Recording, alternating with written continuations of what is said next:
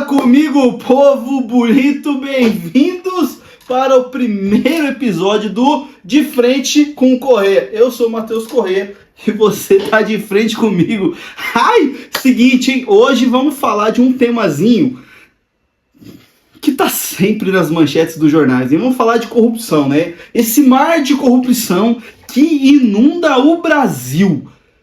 Complicado. Tem mais um. Agora é Banco Master, mas vamos lá. Vamos bater um papo sobre isso, vamos ver um pouco do histórico brasileiro e vamos chegar a uma solução. Como é que a gente vence a corrupção? Então aguenta, curte, comenta, compartilha, manda pra todo mundo. Vem com a gente. Bem-vindos para o mundo do Corrêa.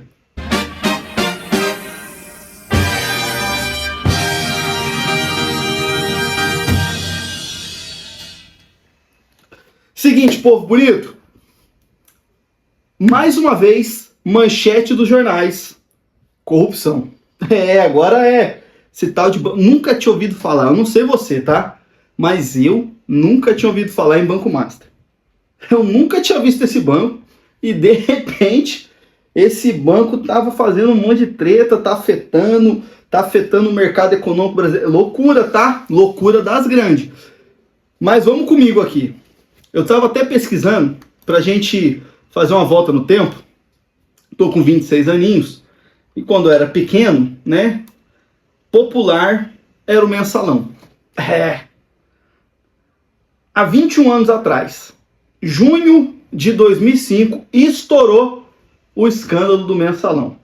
Aí foi aquela época lá do dinheiro na cueca, aquelas coisas doidas. Teve o julgamento em 2012, né? Foi quando até o antigo presidente do Supremo, Joaquim Barbosa, ficou muito conhecido. E o mensalão, ele foi o primeiro grande escândalo de corrupção do Brasil moderno, desse Brasil século 2021, desse Brasil mais informatizado, todo mundo com TV, enfim.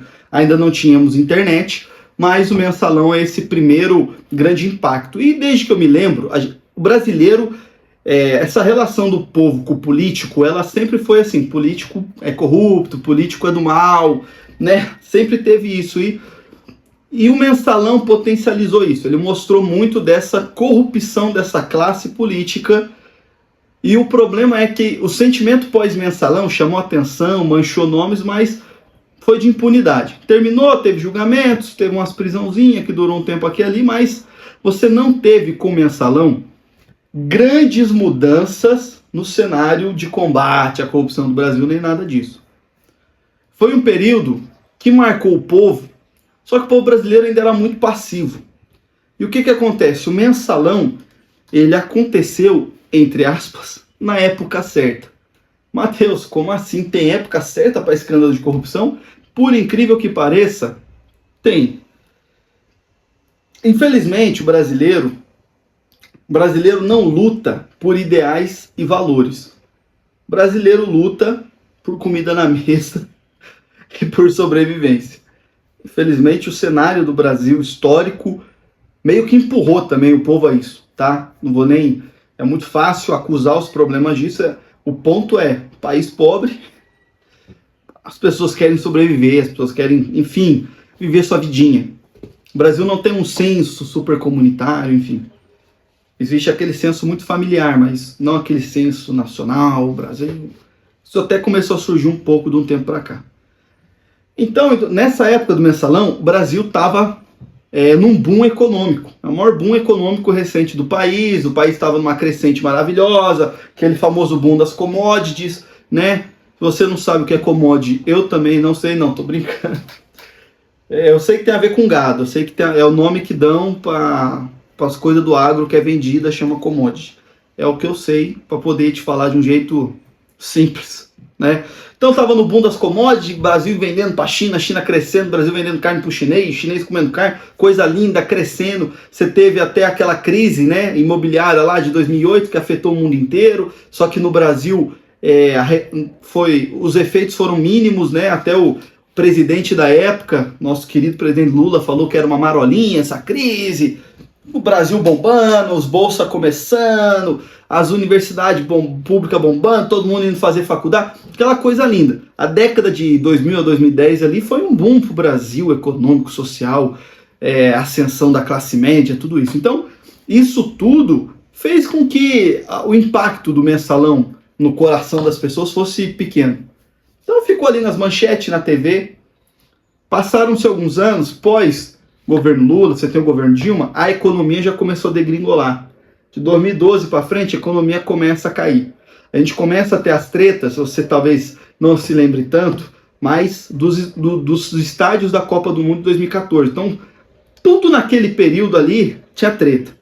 E os estádios da Copa eram superfaturados, todo mundo discutindo, porque gasta não sei quantos milhões para fazer um estádio lá em Manaus, não tem time de futebol grande. E constrói estádio aqui, reforma estádio ali. Enfim, vários estádios que a gente sabe hoje, né, que eram óbvios para a época e que o tempo comprovou. Que eram elefantes brancos. Você tem estádio gigante em Manaus, Brasília, lugares que você não tem times. Não. Se tornou um peso para o estado esses estádios enormes lá. Enfim, estádios gastaram bilhões.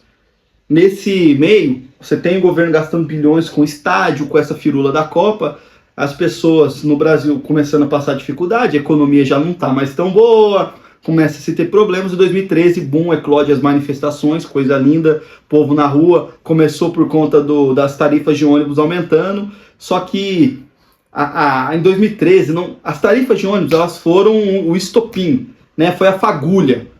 Mas a gasolina já estava ali no povo, com essas questões, o mensalão que ficou, escândalo da Copa, economia degringolando, o país não indo para frente. Aí você tem essa eclosão em 2013 das manifestações, e 2013 é uma virada de chave para o povo. Porque até 2013 o povo não tinha uma participação política tão ativa. A gente teve manifestações das diretas já, lá no final do regime militar, mas ali você tinha um contexto específico, de 20 anos, de um regime militar, enfim, que depois de muito tempo você teve uma juventude, enfim, com várias influências, um cenário de mundo que convulsionou aquilo. Porém, foi só um movimento ali para votar, eleições diretas, enfim. 2013 não, 2013 é realmente uma manifestação contra a política, contra o sistema, contra tudo, é o povo... E aí, você tem uma virada de chave do Brasil e em 2014 explode o escândalo do Petrolão e a investigação da Lava Jato, ou seja, um ano depois. Então, você tem uma virada, esse período ali 2013 a 2016, são 3, 4 anos em que o Brasil ele vai viver uma transformação política muito interessante. Porque é um povo que começa a se sentir cansado daquele cenário político, cansado daqueles discursos, começa a se mexer. Você começa a vir coisas à tona, então o povo se manifesta duramente em 2013, você tem em 2014 a Lava Jato, ela escancara de uma maneira muito profunda a podridão do sistema político brasileiro. A gente está falando de uma operação que prendeu ex-governador, ex-presidente, empresário, muita gente grande. A gente está falando de pessoas que o povo imaginava que eram intocados. A elite política, uma elite econômica que de repente estavam pagando o preço dos seus crimes. E isso para o Brasil era algo mágico. A gente precisa pensar, né? Se a gente voltar na história, se você for mais velho que eu, e se você já viu o slogan, por exemplo, do Fernando Collor, quando ele eleito presidente lá na década de 90, que ele ia acabar com os marajás. Lá na década de 90 existia esse conceito dessa elite que tinha muito poder no país. Quando chega aqui, em 2015, Lava Jato, a sensação era, caramba, a justiça funciona. Meu Deus, esse sistema, essa estrutura democrática funciona. Você tem, a galera tá sendo presa, o judiciário tá funcionando, a polícia tá funcionando, a PGR tá funcionando, o Ministério Público tá funcionando. Opa, parece que enfim o Brasil vai para frente, as instituições estão funcionando e estão batendo em todo mundo. Não estamos mais prendendo só pobre de comunidade, a gente está prendendo agora a elite, estamos prendendo os ricos, estamos prendendo geral. Isso dá um ânimo pro povo. A gente precisa, se a gente volta no tempo, e eu vou fazendo esse arco histórico com você, para a gente chegar em 2026. Porque existe uma amarração histórica que faz o Brasil estar como está hoje. Quando a gente tem a proclamação da República, lá em 1889, a gente tem um golpe que proclama a República. que é um golpe militar. E basicamente, você tem Dom Pedro, né, e a coroa, eles conseguiram irritar essas 3 colunas centrais, talvez de 4, que sustentavam o poder. Então, eles irritaram a igreja, que na época o país era oficialmente católico, então a igreja tinha muito poder. Você irritou o exército, porque voltou da Guerra do Paraguai desprivilegiado, e você irritou as elites, a oligarquia, a elite econômica, porque acabou com a escravidão.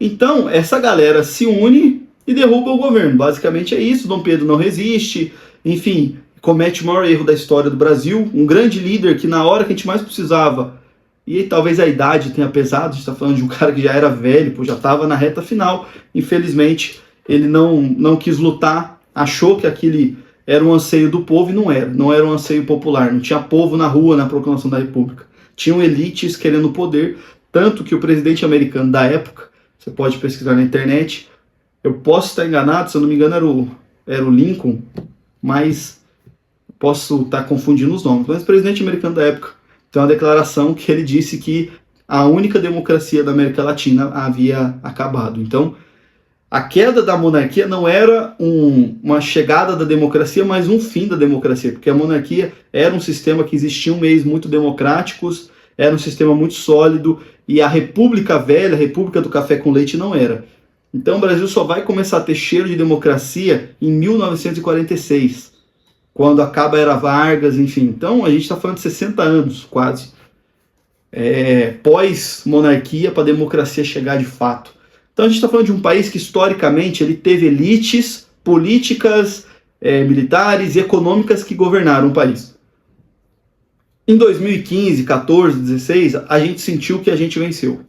O sentimento do povo era: agora vamos mudar tudo. Você tinha vários movimentos. Eu mesmo me lembro, eu tinha 16 anos em 2016, eu fiz um trabalho da escola, um TCC, que era sobre uma reforma política. Você tinha um movimento das 10 medidas contra a corrupção, você tinha várias coisas. Era um Brasil com cheiro de mudança política, era um Brasil com cheiro de virada de chave, um cheiro de futuro e justiça. E aí, de repente, em 2018, você tem a eleição de um presidente que fugia daquele nicho, de tudo aquilo, e existe um espírito de ânimo nacional. Só que de 2018 a 2022, eu não sei se você consegue explicar, mas a Lava Jato foi simplesmente desmanchada.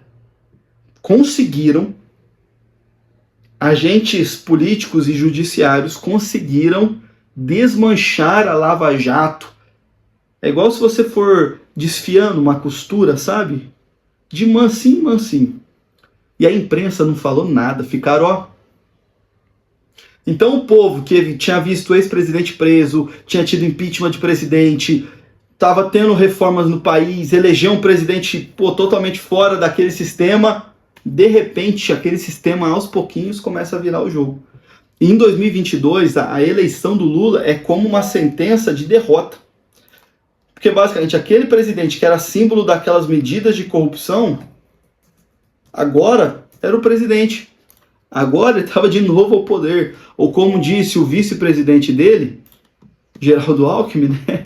Ele voltou para a cena do crime. Então, ali a gente tem uma quebra muito profunda no Brasil. Ali a gente tem uma quebra muito profunda no senso de brasilidade, porque ali é como se o povo perdesse. E de fato, o sentimento é esse. E aí o que acontece? Se repetem as cenas que haviam acontecido na década anterior. Se tivemos mensalão e petrolão, agora nós temos as fraudes do INSS e o caso do Banco Master. Então, de repente, o Brasil volta para o mesmo lugar. De repente, o povo simplesmente... O desespero do povo em 22 ele é tão grande, o povo vai atrás dos militares, enfim, e não acontece nada. Então, e não acho que essa era a melhor opção. De longe não era, mas isso mostra o desespero que aquelas pessoas tinham. E aí, de repente, cara, o Brasil volta, parece uma roda de hamster. Então, de repente, o povo perdeu de novo. O sentimento desses últimos 4 anos do povo brasileiro é de derrota. Nós perdemos. É como se nós tivéssemos perdidos para o sistema. E o que a gente faz agora? Então, assim, existe uma eleição, existe uma polaridade política, o povo começa a criar ícones. Porque é um povo órfão, é um povo desesperado, é um povo sem esperança, é um povo que não consegue comprar um café que está caro. E o país não vai para frente, e a educação do país só piora, as pessoas estão mais ignorantes, estão mais divididas. É um cenário catastrófico o Brasil de 2026. É um cenário de desesperança. E é angustiante olhar para o Brasil de hoje. A pergunta é o que a gente vai fazer nessas eleições, porque é difícil. Mas a realidade é que, se nós temos valores e acreditamos em algo, nós precisamos continuar lutando. O caso do Banco Master é a primeira grande desestabilização real do sistema, porque atingiu o judiciário, atingiu uma elite política ali de novo, muito forte, em um cenário econômico complicado. Enfim, você já começa a ver divisões entre eles, e essa talvez seja uma grande brecha para a gente gerar alguma mudança por meio das eleições, por meio de manifestações. Eu acho que nós vivemos um ponto chave. Eu acho que agora é um ponto de inflexão. As eleições de 2026 e os próximos anos eles são decisivos para uma mudança real do Brasil, porque nós estamos em um ponto de inflexão. Vai ser difícil transformar o país, vai ser difícil mudarmos as coisas, mas nós precisamos lutar. E a maior luta é, dia após dia, eu no meu quadrado, eu ao meu redor, mudando mentalidade. Sabe por quê? Porque aquele político que está lá em Brasília, ele é reflexo da sociedade brasileira. Eles não pousaram lá de nave espacial. Eles são reflexo de uma sociedade que quer ganhar dinheiro fácil, com tigrinho, com bet, que não quer se esforçar, que não quer trabalhar, de uma sociedade que prefere passar a perna dos outros, uma sociedade que usa ditados populares como, aspas, todo dia sai de casa um malandro e um otário. E quando eles se encontram, dá negócio. Fecha aspas. Esse é um ditado da essência do brasileiro. Tem que ser esperto, tem que ser malandro. E o que acontece? Todo mundo no final está sendo otário, porque está todo mundo se lascando junto. Então a gente precisa mudar a cultura, a mentalidade do Brasil. E aí, para isso, eu quero encerrar o nosso vídeo com uma reflexão mais profunda, trazendo luz à verdade. Em Romanos 1, 24, Paulo vai dizer que, por isso Deus os entregou à impureza pelos desejos do coração deles, para desonrarem o seu corpo entre si. Eles trocaram a verdade de Deus pela mentira, adorando e servindo a criatura em lugar do Criador, o qual é bendito para sempre. E o início do verso 26 por causa disso, Deus os entregou a paixões vergonhosas. A realidade que Romanos traz o povo é corrupto, o povo é mau, a natureza humana é má. E ele vai deixar isso mais claro no capítulo 3, quando ele diz que todos se desviaram e juntamente se tornaram inúteis, não há quem faça o bem, não há um sequer. O que Paulo está dizendo aqui para mim e para você? Que não tem ninguém bom de verdade, não há ninguém que fez o bem de verdade. Pelo contrário, nós somos maus por essência. Por isso nós precisamos de Cristo Jesus. O Brasil precisa de muitas coisas, precisa de educação, precisa de valores, precisa da família, mas principalmente o Brasil precisa de Cristo, o Brasil precisa da verdade. Porque quando Cristo atingiu o coração de todo mundo e curar cada um de nós da corrupção que o pecado gerou em nós, o Brasil também vai ser curado da corrupção. Eu e você precisamos da cura do pecado, que é Cristo Jesus. Aceitá-lo como nosso Senhor e Salvador, e dia após dia escolhermos por Ele.